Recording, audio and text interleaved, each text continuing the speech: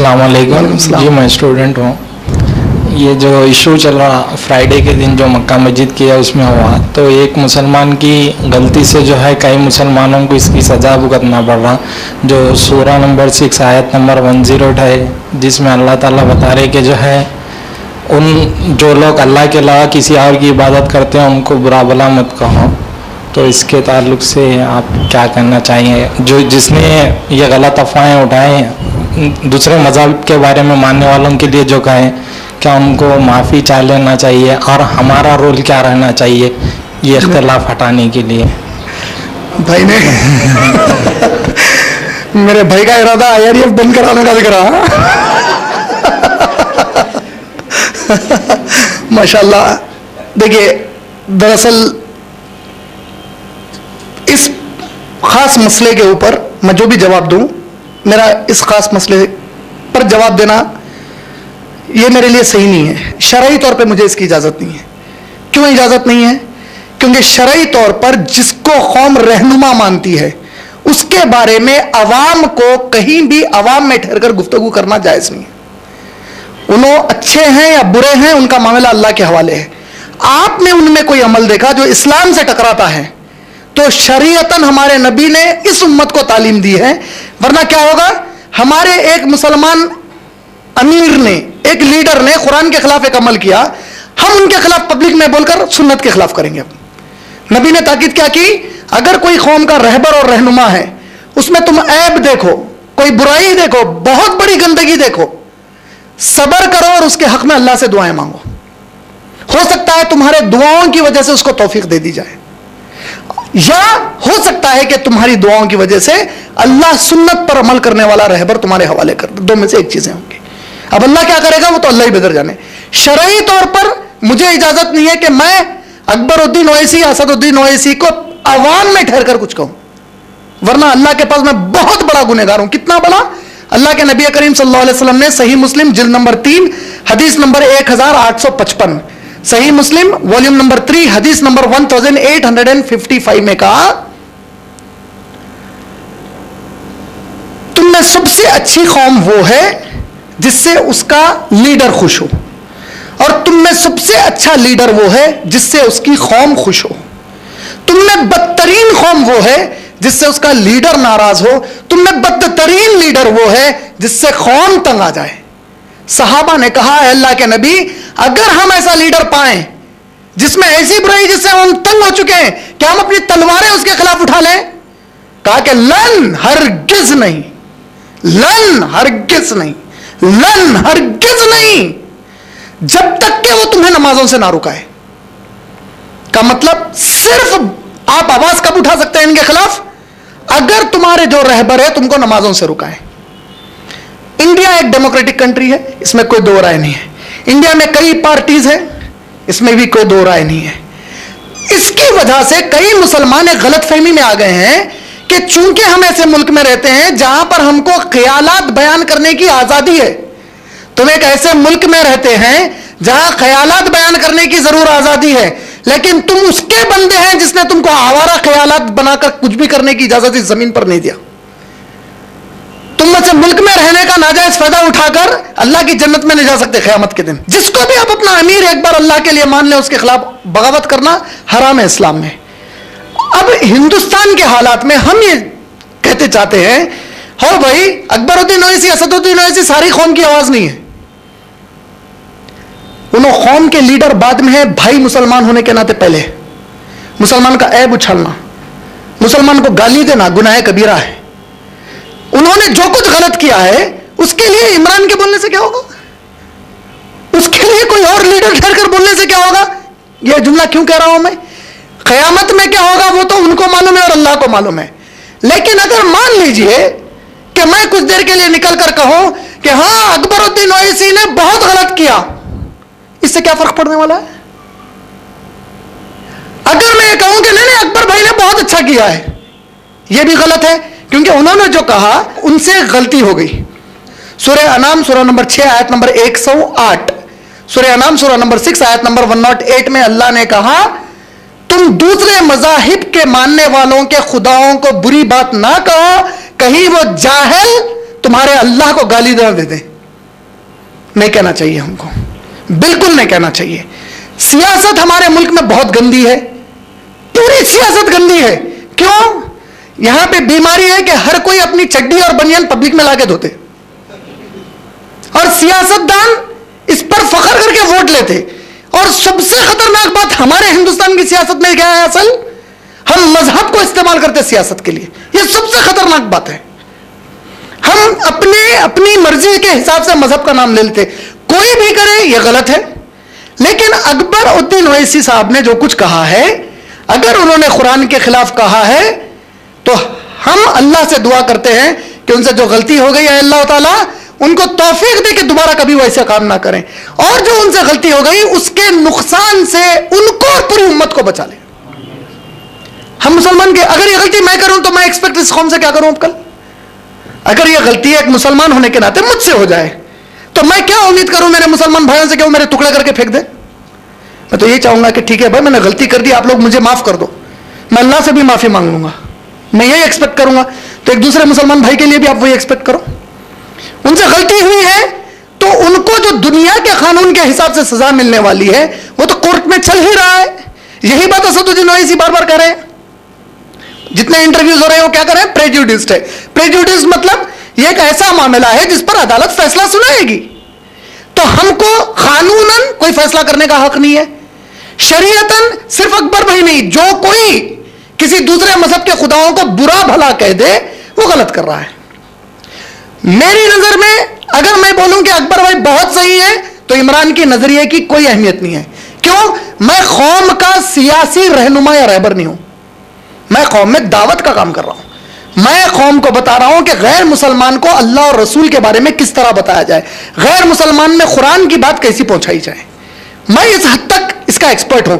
आप डॉक्टर के पास जाकर पूछेंगे कि मैं 10 मंजिला इमारत कैसे बनाऊं, डॉक्टर आपको कभी भी नहीं बता सकता। आप इंजीनियरिंग के स्टूडेंट को या इंजीनियर को जाकर, चीफ इंजीनियर को पूछेंगे कि साहब मुझे बुखार आ गया है, कौन सी दवा खाऊं? तो मेरी फील्ड एक्सपर्टीज की ये फील्ड है। लेकिन चूंकि ये मामला कौम से ताल्लुक है, आपने सवाल किया, एक्चुअली हम लोग IRF पर पहले से डिसाइड किए थे कि इस सवाल का जवाब नहीं देंगे, लेकिन आपने अलग शक्ल में लाकर सवाल किया, तब मुझे जवाब देने पर मजबूर होना पड़ा। तो इस एतबार से अकबर भाई ने जो कुछ कहा है वो स्पीच इत्तेफाक की बात है कि जिस वक्त उनकी वो स्पीच चल रही थी मैं लाइव सुन रहा था उसको, मैं टेलीविजन वॉच कर रहा था, उनकी स्पीच सुन रहा था। उस वक्त ही मैं ताज्जुब कर रहा था कि इतना खुलकर ये कैसे बता रहे हैं सब। और उसी वक्त मैंने सोचा कि शायद कोई मुसीबत आएगी, अल्लाह सबकी हिफाजत करे, लेकिन वो मुसीबत आ ही गई। शायद इस मुसीबत में उनके लिए और पूरी कौम के लिए कोई भलाई है, शायद उनके आज इस मुसीबत में पड़ने से कई और बेवकूफ जो आगे जाकर कोई ऐसी बेवकूफी कर सकते हैं कि किसी भी मजहब, उनका नाज इस्तिताअत थी तो शायद वो संभाल भी लेंगे, माफी चाहकर कुछ जुर्माना भरकर या अदालत ने जो कुछ फैसला किया उसके मुताबिक निकल कर आ जाए। लेकिन हर ऐरा गैरा नत्थु खैरा अगर इस किस्म की गुफ्तगू शुरू करे तो उसकी तो शामत हो जाएगी। तो कई लोग बच गए शायद उनकी उस गलती की वजह से, उनकी वो गलती कई कौम वालों के लिए नसीहत बन गई हो सकता है।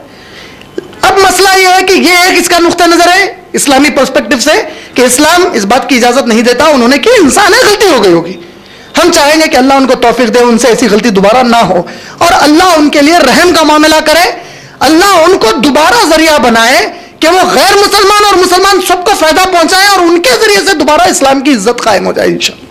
हम अल्लाह से हम ये दुआ सिर्फ उनके लिए नहीं है, हर उस मुसलमान के लिए जो आज परेशानी में, क्योंकि मेरा इस्लाम मुझे किसी मुसलमान को बद्दुआ देने की इजाजत नहीं देता, तो मैं उनके हक में बद्दुआ कैसे दूं? दूसरा, मैं जैसे बता रहा था कि डेमोक्रेसी के नाम पर क्या हो रहा है, एक मुसलमान दूसरे मुसलमान को गाली गलौज कर रहा है। यहां पे वो इसके दिल में जो आया उसके बारे में कहता है, वो इसके दिल में आया जो उसके बारे में कहता है।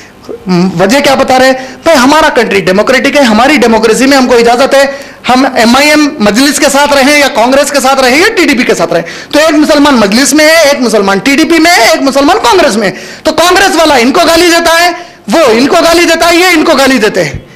तीनों भी जो एक दूसरे को गाली दे रहे हैं ये भूल रहे हैं कि तीनों भी वक्तिया पहले नबी के उम्मती को बुराई कर रहे हैं और तीनों गुनाह कबीरा कर रहे हैं। चाहे कोई भी करे गुनाह कबीरा, कोई भी अवाम में ठहर कर किसी मुसलमान को बुरा भला कहना यह गुनाह है। हाँ, आम तौर पर कह सकते हैं कि एक फला या उस शख्स के बारे में कह सकते हैं जिसकी बुराई और अय्याशी मशहूर हो जाए। मिसाल के तौर पर मैं एक फिल्म एक्टर को देखता हूं, कोई खान को, बेहुदे को, कि वो खान कोई बेहूदगी फैला रहा है, तो मुझे इख्तियार है उस खान के बारे में बुराई करने का, क्योंकि एक कमबख्त कईयों को खराब कर रहा है।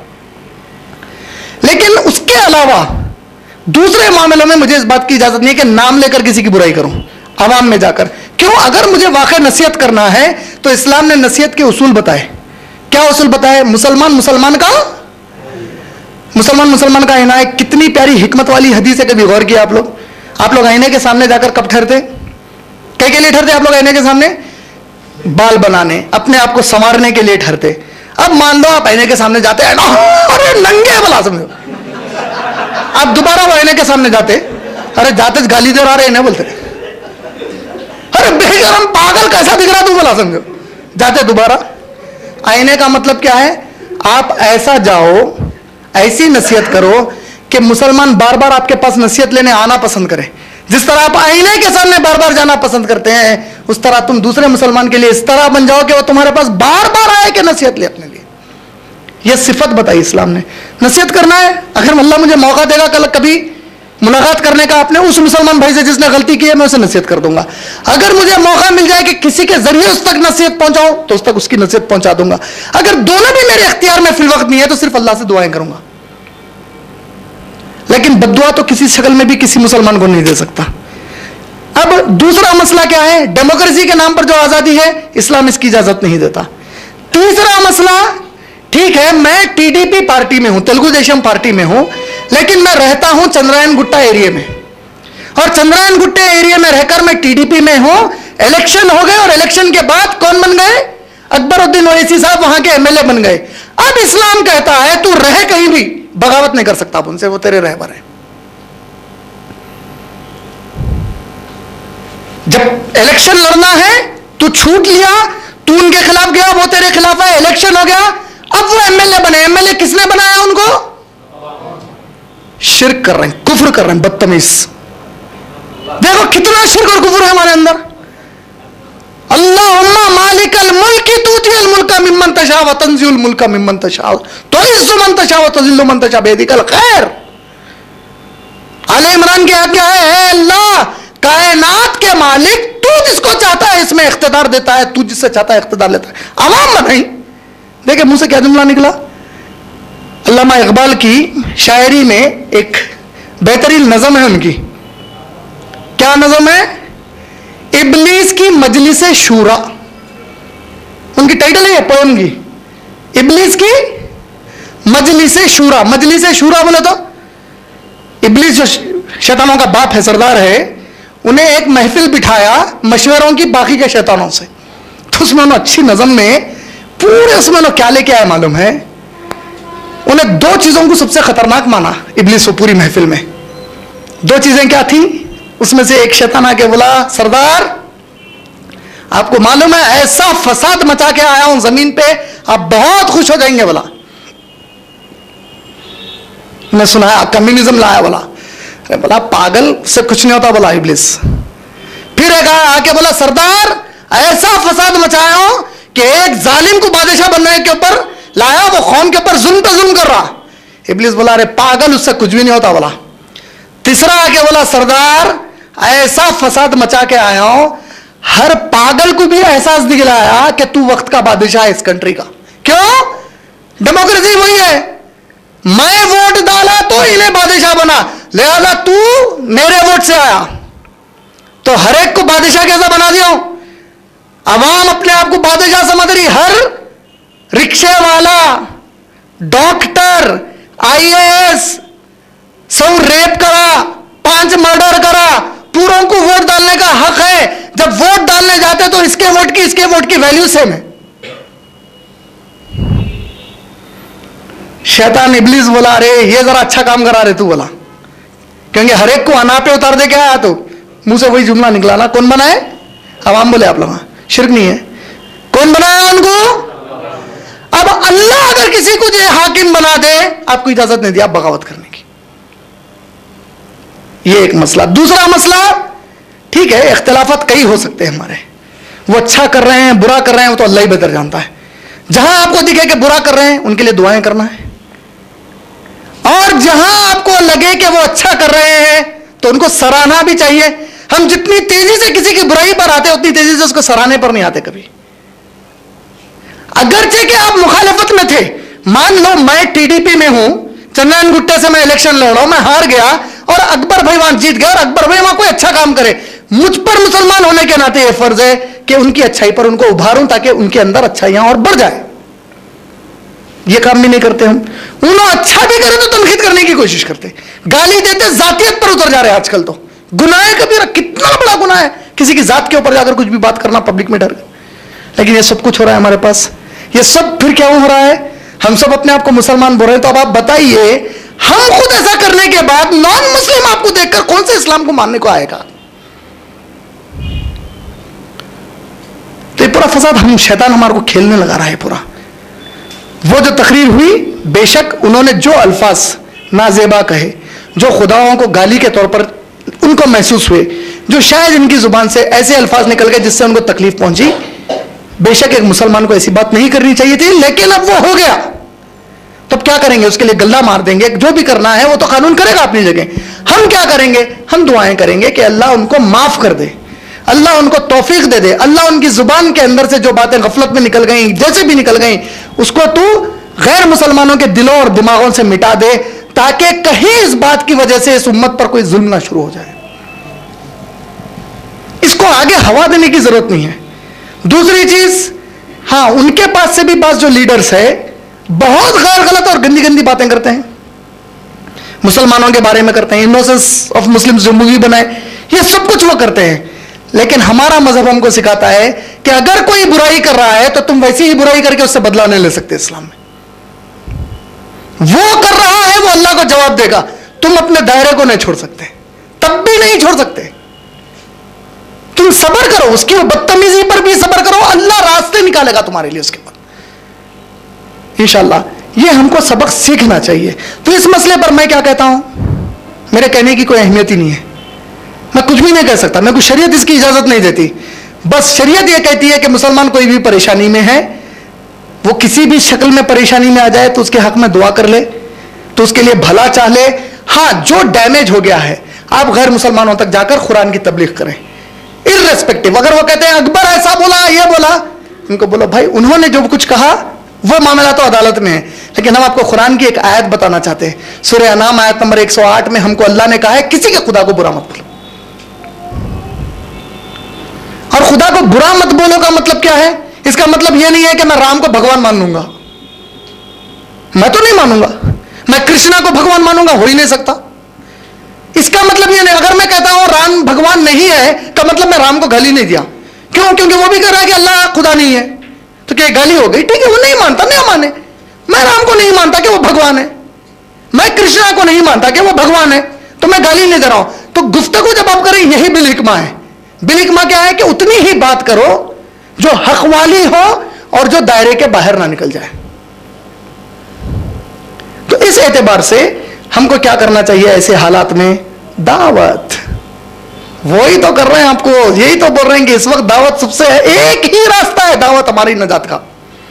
आपस के इख्तिलाफात, उन्हें ऐसा कर रहा हो मुसलमान, उसका अकीदा ये है, सब अपनी जगह है। दावत के काम पे लगाओ। आप देखो गैर मुसलमान उसको कुरान और हदीस के अकीदे वाला बना देता। क्यों बना देता? पूछा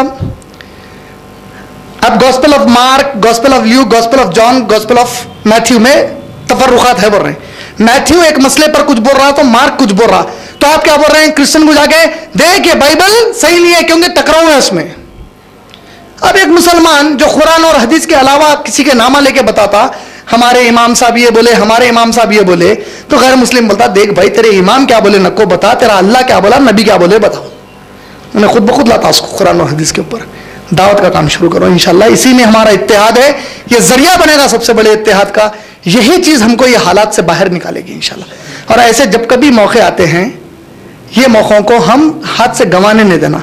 आप जानते हैं वल्लाही आज सुबह जब मैं आया तो मेरे भाइयों से डिस्कस कर रहा था, यहाँ पे जितने भी IRF के ब्रदर्स है, ये क्वेश्चन आया तो आंसर देना है कि नहीं देना है। वो लोग सामने बैठे हैं, यूनानी मसले बोला, सवाल ही नहीं उठता देने का, ये टॉपिक हम छेड़ेंगे नहीं बोले। अब जवाब क्यों दिया आप जानते हैं? क्योंकि अब अल्लाह फिर भी कराया सवाल। वो अंदाजा था खाली कि आएगा, तो अब सवाल आ गया का मतलब अल्लाह चाह रहा था कि मैं जवाब दूं। शायद अल्लाह मेरे जरिए से जवाब दिलवाना चाहता था, अब मैं ये जवाब दे दिया इंशाल्लाह। अल्लाह इसमें खैर निकाले, अल्लाह इस सब मामले में हम सबके लिए जो भलाई लाए इंशाल्लाह। माइक लीजिए, माइक दीजिए।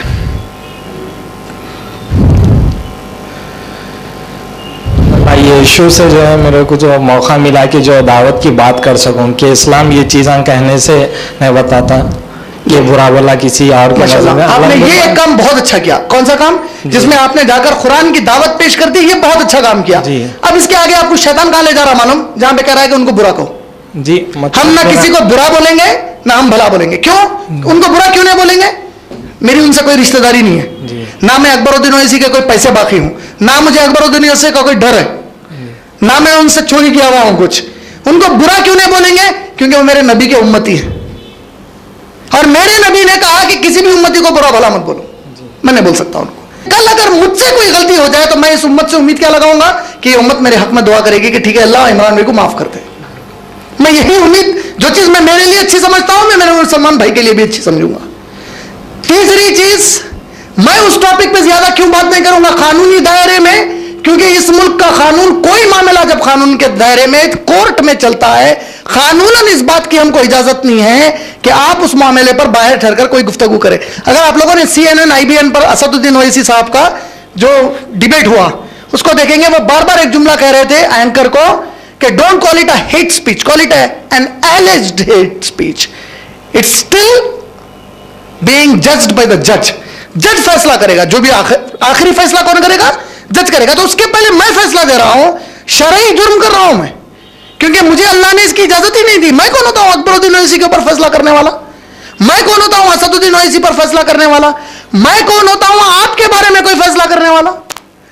ये लोग तो कम से कम इनके जरिए कौम की एक पहचान बनी हुई है। भाई ये कौम के रहनुमा है, ये इनकी पहचान बनी हुई है। ये अच्छे हैं, बुरे हैं, सही हैं, गलत हैं, ये पूरे मामले अल्लाह के पास है। मुझको शरई तौर पर इस्लाम ने इजाजत नहीं दी है कि वो आदमी जिसकी पहचान कौम के लिए या दीन के लिए है, इसके बारे में मैं अपना मुंह आवाम में आकर खोलूं। मुझे शरीयतन इसकी इजाजत नहीं है, मैं नहीं कर सकता। तो आप में से भी किसी को नहीं करना चाहिए इंशाल्लाह। जज़ाकल्लाह खैर। कि मुसलमान बार बार आपके पास नसीहत लेने आना पसंद करें। जिस तरह आप आईने के सामने बार बार जाना पसंद करते हैं, उस तरह तुम दूसरे मुसलमान के लिए इस तरह बन जाओ कि वो तुम्हारे पास बार बार आए कि नसीहत ले अपने लिए। यह सिफत बताई इस्लाम ने। नसीहत करना है, अगर अल्लाह मुझे मौका देगा कल कभी मुलाकात करने का अपने उस मुसलमान भाई से जिसने गलती की है, मैं उसे नसीहत कर दूंगा। अगर मुझे मौका मिल जाए कि किसी के जरिए उस तक नसीहत पहुंचाऊं तो उस तक उसकी नसीहत पहुंचा दूंगा। अगर दोनों भी मेरे इख्तियार में फिल वक्त नहीं है तो सिर्फ अल्लाह से दुआएं करूंगा। लेकिन बद्दुआ तो किसी शक्ल में भी किसी मुसलमान को नहीं दे सकता। अब दूसरा मसला क्या है? डेमोक्रेसी के नाम पर जो आजादी है, इस्लाम इसकी इजाजत नहीं देता। तीसरा मसला, ठीक है मैं TDP पार्टी में हूं, तेलुगु देशम पार्टी में हूं, लेकिन मैं रहता हूं चंद्रायन गुट्टा एरिया में, और चंद्रायन गुट्टे एरिया में रहकर मैं TDP में हूं। इलेक्शन हो गए और इलेक्शन के बाद कौन बन गए? अकबरुद्दीन ओवैसी साहब वहां के MLA बन गए। अब इस्लाम कहता है तू रहे कहीं भी, बगावत नहीं कर सकता उनसे, वो तेरे रहबर है। जब इलेक्शन लड़ना है तू छूट लिया, तू उनके खिलाफ गया, वो तेरे खिलाफ है, इलेक्शन हो गया, अब वो MLA बने। MLA किसने बनाया उनको? शिर्क कर रहे हैं, कुफ्र कर रहे हैं, बदतमीज। देखो कितना शिर्क और कुफ्र है हमारे अंदर। अल्लाहुम्मा मालिकल मुल्की तूतिल मुल्का मिम्मन तशा व तंजिउल मुल्का मिम्मन तशा तुइज्जु मन तशा व तुज़िल्लु मन तशा बियदिकल खैर। आले इमरान की आयत क्या है? अल्लाह कायनात के मालिक, तू जिसको चाहता है इसमें इख्तिदार देता है, तू जिससे चाहता है इख्तिदार लेता है। अवाम बनाई। देखिए मुंह से क्या जुमला निकला। अल्लामा इकबाल की शायरी में एक बेहतरीन नज़म है उनकी। क्या नज़म है? इब्लीस की मजलिसे शूरा, उनकी टाइटल है पोएम की, इब्लीस की मजलिसे शूरा। मजलिसे शूरा बोले तो इब्लीस जो शैतानों का बाप है, सरदार है, उन्हें एक महफिल बिठाया मशवरों की बाकी के शैतानों से। तो उसमें उन्होंने अच्छी नज़म में पूरे उसमें उन्होंने क्या लेके आए मालूम है? उन्हें दो चीजों को सबसे खतरनाक माना इब्लीस को पूरी महफिल में। दो चीजें क्या थी? उसमें से एक शैतान आके बोला, सरदार आपको मालूम है ऐसा फसाद मचा के आया हूं जमीन पे, आप बहुत खुश हो जाएंगे। बोला, मैं सुनाया कम्युनिज्म लाया बोला। अरे बोला पागल से कुछ नहीं होता बोला इब्लिस। फिर एक आके बोला सरदार ऐसा फसाद मचाया हो कि एक जालिम को बादशाह बनने के ऊपर लाया, वो कौम के ऊपर जुल्म पे जुल्म कर रहा। इब्लिस बोला अरे पागल उससे कुछ भी नहीं होता बोला। तीसरा आके बोला सरदार ऐसा फसाद मचा के आया हूं, हर पागल को भी एहसास दिलाया कि तू वक्त का बादशाह है इस कंट्री का। क्यों? डेमोक्रेसी वही है, मैं वोट डाला तो इन्हें बादशाह बना, लिहाजा तू मेरे वोट से आया तो हर एक को बादशाह कैसा बना दिया। अवाम अपने आप को बादशाह समझ रही। हर रिक्शे वाला, डॉक्टर, आईएएस सब रेप करा, 5 मर्डर करा, पूरों को वोट डालने का हक है। जब वोट डालने जाते तो इसके वोट की वैल्यू सेम है। शैतान इब्लिस बोला अरे ये जरा अच्छा काम करा रहे तू बोला, क्योंकि हर एक को अना पे उतार दे क्या आया तो मुंह से वही जुमला निकला ना, कौन बनाए? अवाम बोले आप लोग, शिर्क नहीं है। अस्सलाम वालेकुम जी, मैं स्टूडेंट हूँ।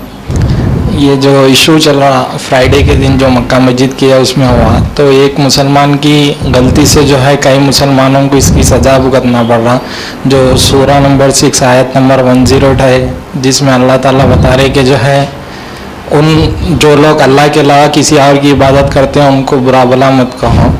तो इसके ताल्लुक से आप क्या करना चाहिए? जो जिसने ये गलत अफवाहें उठाएं दूसरे मज़हब के बारे में मानने वालों के लिए जो कहें, क्या उनको माफ़ी चाह लेना चाहिए और हमारा रोल क्या रहना चाहिए ये इख्तिलाफ हटाने के लिए? भाई ने मेरे भाई का इरादा IRF बंद कराने का दिख रहा।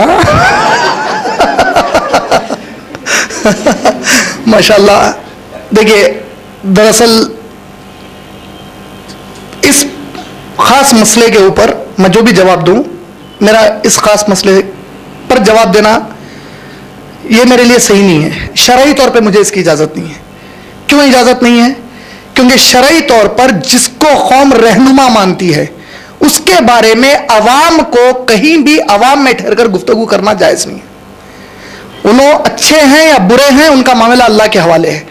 आपने उनमें कोई अमल देखा जो इस्लाम से टकराता है तो शरीयतन हमारे नबी ने इस उम्मत को तालीम दी है, वरना क्या होगा?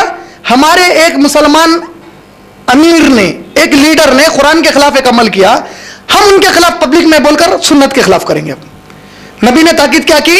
अगर कोई कौम का रहबर और रहनुमा है उसमें तुम ऐब देखो, कोई बुराई देखो, बहुत बड़ी गंदगी देखो, सब्र करो और उसके हक में अल्लाह से दुआएं मांगो।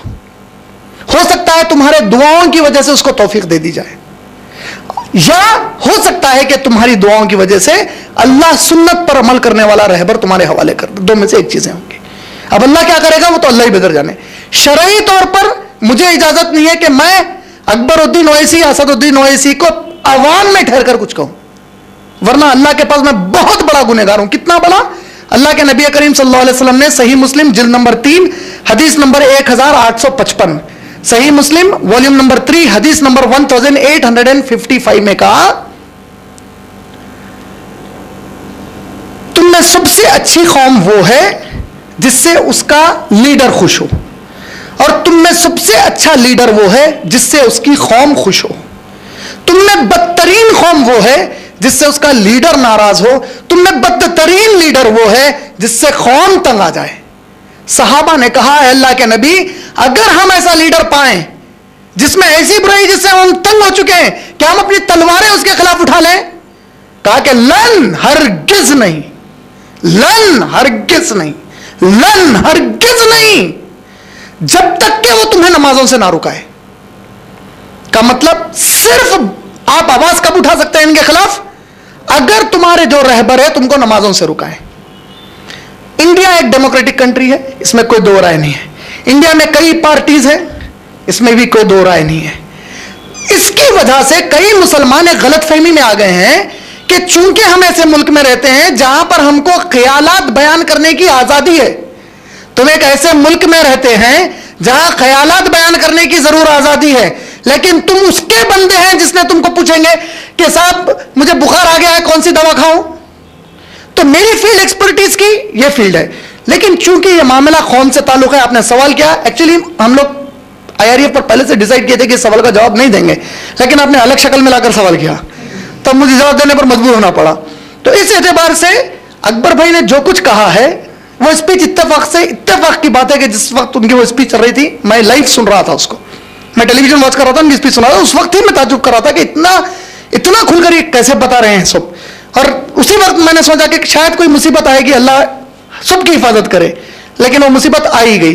शायद इस मुसीबत में उनके लिए और पूरी कौम के लिए कोई भलाई है, शायद उनके आज इस मुसीबत में पड़ने से कई और बेवकूफ जो आगे जाकर कोई ऐसी बेवकूफी कर सकते हैं कि किसी भी मजहब, उनका नाज इस्तिताअत थी तो शायद वो संभाल भी लेंगे, माफी चाहकर कुछ जुर्माना भरकर या अदालत ने जो कुछ फैसला किया उसके मुताबिक निकल कर आ जाए।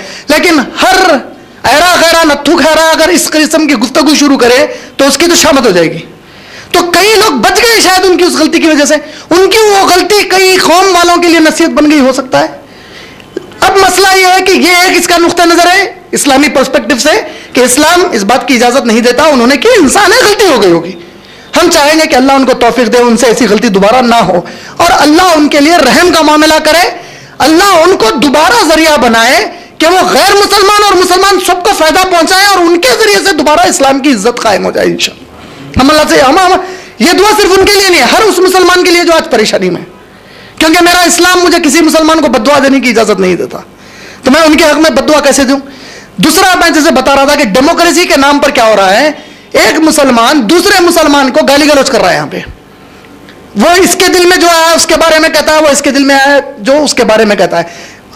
वजह क्या बता रहे हैं भाई, हमारा कंट्री डेमोक्रेटिक है, हमारी डेमोक्रेसी में हमको इजाजत है हम MIM मजलिस के साथ रहें या कांग्रेस के साथ रहें या TDP के साथ रहें। तो एक मुसलमान मजलिस में है, एक मुसलमान TDP में है, एक मुसलमान कांग्रेस में है, तो कांग्रेस वाला इनको गाली देता है, वो इनको गाली देता है, ये इनको गाली देते हैं। तीनों भी जो एक दूसरे को गाली दे रहे हैं, ये भूल रहे हैं कि तीनों भी वक्तिया पहले नबी के उम्मती को बुराई कर रहे हैं और तीनों गुनाह कबीरा कर रहे हैं। चाहे कोई भी करे गुनाह कबीरा, कोई भी अवाम में ठहर कर किसी मुसलमान को बुरा भला कहना यह गुनाह है। हाँ, आम तौर पर कह सकते हैं कि एक फला या उस शख्स के बारे में कह सकते हैं जिसकी बुराई और अय्याशी मशहूर हो जाए। मिसाल के तौर पर मैं एक फिल्म एक्टर को देखता हूं, कोई खान को, बेहुदे को, कि वो खान कोई बेहूदगी फैला रहा है, तो मुझे इख्तियार है उस खान के बारे में बुराई करने का, क्योंकि एक कमबख्त कईयों को खराब कर रहा है। लेकिन उसके अलावा दूसरे मामलों में मुझे इस बात की इजाजत नहीं है कि नाम लेकर किसी की बुराई करूं आवाम में जाकर। क्यों? अगर मुझे वाकई नसीहत करना है तो इस्लाम ने नसीहत के उसूल बताए। क्या उसूल बताए? मुसलमान मुसलमान का आईना है। कितनी प्यारी हिकमत वाली हदीस है, कभी गौर किया आप लोग? आप लोग आईने के सामने जाकर कब ठहरते? क्या के लिए ठहरते आप लोग आईने के सामने? बाल बनाने, अपने आप को संवारने के लिए ठहरते। अब मान लो आप आईने के सामने जाते हैं, अरे नंगे भला समझो, आप दोबारा वो आईने के सामने जाते, अरे जाते गाली दे रहे हैं बोलते, अरे बेशरम पागल कैसा दिख रहा तू बोला समझो, जाते दोबारा। आईने का मतलब क्या है? आप ऐसा जाओ, ऐसी नसीहत करो तो आवारा ख्यालात बनाकर कुछ भी करने की इजाजत इस जमीन पर नहीं दिया। तुम में से मुल्क में रहने का नाजायज फायदा उठाकर अल्लाह की जन्नत में नहीं जा सकते क़यामत के दिन। जिसको भी आप अपना अमीर एक बार अल्लाह के लिए मान ले, उसके खिलाफ बगावत करना हराम है इस्लाम में। अब हिंदुस्तान के हालात में हम ये कहते चाहते हैं, हो भाई अकबरुद्दीन ओवैसी, असदुद्दीन ओवैसी सारी कौम की आवाज नहीं है, उन कौम के लीडर बाद में है। भाई मुसलमान होने के नाते पहले मुसलमान का ऐब उछालना, मुसलमान को गाली देना गुनाह कबीरा है। उन्होंने जो कुछ गलत किया है उसके लिए इमरान के बोलने से क्या होगा? उसके लिए कोई और लीडर ठहर कर बोलने से क्या होगा? यह जुमला क्यों कह रहा हूं मैं? क़यामत में क्या होगा वो तो उनको मालूम है और अल्लाह को मालूम है। लेकिन अगर मान लीजिए कि मैं कुछ देर के लिए निकल कर कहूं कि हां अकबरुद्दीन ओवैसी ने बहुत गलत किया, इससे क्या फर्क पड़ने वाला है? अगर मैं ये कहूं कि नहीं अकबर भाई ने बहुत अच्छा किया है, यह भी गलत है, क्योंकि उन्होंने जो कहा उनसे गलती हो गई। सूरह अनाम सूरह नंबर 6 आयत नंबर 108, सूरह अनाम सूरह नंबर 6 आयत नंबर 108 में अल्लाह ने कहा, तुम दूसरे मज़ाहिब के मानने वालों के खुदाओं को बुरी बात ना कहो, कहीं वो जाहिल तुम्हारे अल्लाह को गाली ना दे दे। नहीं कहना चाहिए हमको, बिल्कुल नहीं कहना चाहिए। सियासत हमारे मुल्क में बहुत गंदी है, पूरी सियासत गंदी है। क्यों? यहां पे बीमारी है कि हर कोई अपनी चड्डी और बनियान पब्लिक में लाके धोते, और सियासतदान इस पर फख्र करके वोट लेते। और सबसे खतरनाक बात हमारे हिंदुस्तान की सियासत में क्या है, असल हम मजहब को इस्तेमाल करते सियासत के लिए। यह सबसे खतरनाक बात है। हम अपनी मर्जी के हिसाब से मजहब का नाम ले लेते, कोई भी करे यह गलत है। लेकिन अकबर उद्दीन ओवैसी साहब ने जो कुछ कहा है, अगर उन्होंने कुरान के खिलाफ कहा है तो हम अल्लाह से दुआ करते हैं कि उनसे जो गलती हो गई है अल्लाह ताला उनको तौफीक दे कि दोबारा कभी वैसे काम ना करें, और जो उनसे गलती हो गई उसके नुकसान से उनको और पूरी उम्मत को बचा ले। हम मुसलमान के अगर ये गलती मैं करूं तो मैं एक्सपेक्ट इस कौम से क्या करूं अब कल? अगर ये गलती एक मुसलमान होने के नाते मुझसे हो जाए तो मैं क्या उम्मीद करूं मेरे मुसलमान भाइयों से कि वो मेरे टुकड़े करके फेंक दे? मैं तो ये चाहूंगा कि ठीक है भाई, मैंने गलती कर दी, आप लोग मुझे माफ कर दो, मैं अल्लाह से भी माफी मांग लूंगा, मैं यही एक्सपेक्ट करूंगा। तो एक दूसरे मुसलमान भाई के लिए भी आप वही एक्सपेक्ट करो। उनसे गलती हुई है तो उनको जो दुनिया के कानून के हिसाब से सजा मिलने वाली है वो तो कोर्ट में चल ही रहा है। यही बात असदुद्दीन ओवैसी बार बार कह रहे हैं, जितने इंटरव्यूज हो रहे हैं वो क्या कर रहे हैं, प्रेजुडिस्ड है।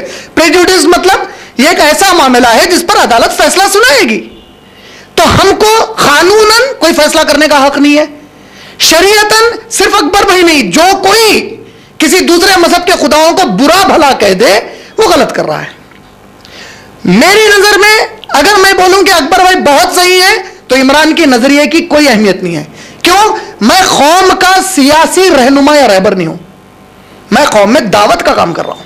मैं कौम को बता रहा हूं कि गैर मुसलमान को अल्लाह और रसूल के बारे में किस तरह बताया जाए, गैर मुसलमान में कुरान की बात कैसी पहुंचाई जाए। मैं इस हद तक इसका एक्सपर्ट हूं। आप डॉक्टर के पास जाकर पूछेंगे कि मैं 10 मंजिला इमारत कैसे बनाऊं, डॉक्टर आपको कभी भी नहीं बता सकता। आप इंजीनियरिंग के स्टूडेंट को या इंजीनियर को जाकर चीफ इंजीनियर को कौन बनाया उनको? अब अल्लाह अगर किसी को जो हाकिम बना दे, आपको इजाजत नहीं दी आप बगावत करने की। ये एक मसला। दूसरा मसला, ठीक है इख्तिलाफात कई हो सकते हैं हमारे, वो अच्छा कर रहे हैं बुरा कर रहे हैं वो तो अल्लाह ही बेहतर जानता है। जहां आपको दिखे कि बुरा कर रहे हैं उनके लिए दुआएं करना है, और जहां आपको लगे कि वो अच्छा कर रहे हैं तो उनको सराहना भी चाहिए। हम जितनी तेजी से किसी की बुराई पर आते उतनी तेजी से उसको सराहने पर नहीं आते कभी। अगरचे कि आप मुखालिफत में थे, मान लो मैं टीडीपी में हूं, चंद्रन गुट्टे से मैं इलेक्शन लड़ रहा हूं, मैं हार गया और अकबर भाई वहां जीत गया और अकबर भाई वहां कोई अच्छा काम करे, मुझ पर मुसलमान होने के नाते यह फर्ज है कि उनकी अच्छाई पर उनको उभारूं ताकि उनके अंदर अच्छाइयां और बढ़ जाए। ये काम भी नहीं करते हम। उन्होंने अच्छा भी करे तो तनकीद करने की कोशिश करते, गाली देते, जातियत पर उतर जा रहे हैं आजकल। तो गुनाह है कबीरा, कितना बड़ा गुनाह है किसी की जात के ऊपर जाकर कुछ भी बात करना पब्लिक में डर गए।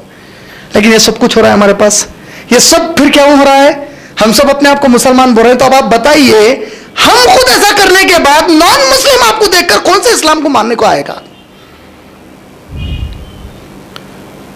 तो ये पूरा फसाद हम शैतान हमारे को खेलने लगा रहा है पूरा। वो जो तकरीर हुई, बेशक उन्होंने जो अल्फाज नाजेबा कहे, जो खुदाओं को गाली के तौर पर उनको महसूस हुए, जो शायद इनकी जुबान से ऐसे अल्फाज निकल गए जिससे उनको तकलीफ पहुंची, बेशक एक मुसलमान को ऐसी बात नहीं करनी चाहिए थी, लेकिन अब वो हो गया तो अब क्या करेंगे? उसके लिए गल्ला मार देंगे? जो भी करना है वो तो कानून करेगा अपनी जगह। हम क्या करेंगे? हम दुआएं करेंगे कि अल्लाह उनको माफ कर दे, अल्लाह उनको तौफीक दे दे, अल्लाह उनकी जुबान के अंदर से जो बातें गफलत में निकल गई, जैसे भी निकल गई, उसको तू गैर मुसलमानों के दिलों और दिमागों से मिटा दे, ताकि कहीं इस बात की वजह से इस उम्मत पर कोई जुल्म ना शुरू हो जाए। इसको आगे हवा देने की जरूरत नहीं है। दूसरी चीज, हाँ उनके पास से भी पास जो लीडर्स है बहुत गैर गलत और गंदी गंदी बातें करते हैं, मुसलमानों के बारे में करते हैं, इनोसेंस ऑफ मुस्लिम्स जो मूवी बनाए, ये सब कुछ वो करते हैं।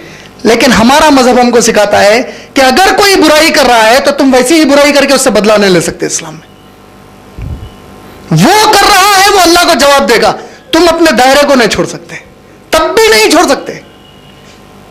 तुम सब्र करो, उसकी वो बदतमीजी पर भी सब्र करो, अल्लाह रास्ते निकालेगा तुम्हारे लिए उसके बाद इंशाअल्लाह। ये हमको सबक सीखना चाहिए। तो इस मसले पर मैं क्या कहता हूं, मेरे कहने की कोई अहमियत ही नहीं है, मैं कुछ भी नहीं कह सकता, मैं कुछ शरीयत इसकी इजाजत नहीं देती। बस शरीयत यह कहती है कि मुसलमान कोई भी परेशानी में है, वो किसी भी शक्ल में परेशानी में आ जाए तो उसके हक में दुआ कर ले, तो उसके लिए भला चाह ले। हाँ जो डैमेज हो गया है, आप गैर मुसलमानों तक जाकर कुरान की तबलीग करें, इर्रेस्पेक्टिव। अगर वो कहते हैं अकबर ऐसा बोला, ये बोला, उनको बोलो भाई उन्होंने जो कुछ कहा वो मामला तो अदालत में है, लेकिन हम आपको कुरान की एक आयत बताना चाहते हैं। सूरह अनाम आयत नंबर 108 में हमको अल्लाह ने कहा है किसी के खुदा को बुरा मत बोलो। और खुदा को बुरा मत बोलो का मतलब क्या है? इसका मतलब यह नहीं है कि मैं राम को भगवान मान लूंगा, मैं तो नहीं मानूंगा। मैं कृष्णा को भगवान मानूंगा, हो ही नहीं सकता। इसका मतलब यह नहीं, अगर मैं कहता हूं राम भगवान नहीं है का मतलब मैं राम को गाली नहीं दिया। क्यों? क्योंकि वो भी कह रहा है कि अल्लाह खुदा नहीं है, तो क्या गाली हो गई? ठीक है, वो नहीं मानता, नहीं माने। मैं राम को नहीं मानता कि वो भगवान है, मैं कृष्णा को नहीं मानता कि वो भगवान है, तो मैं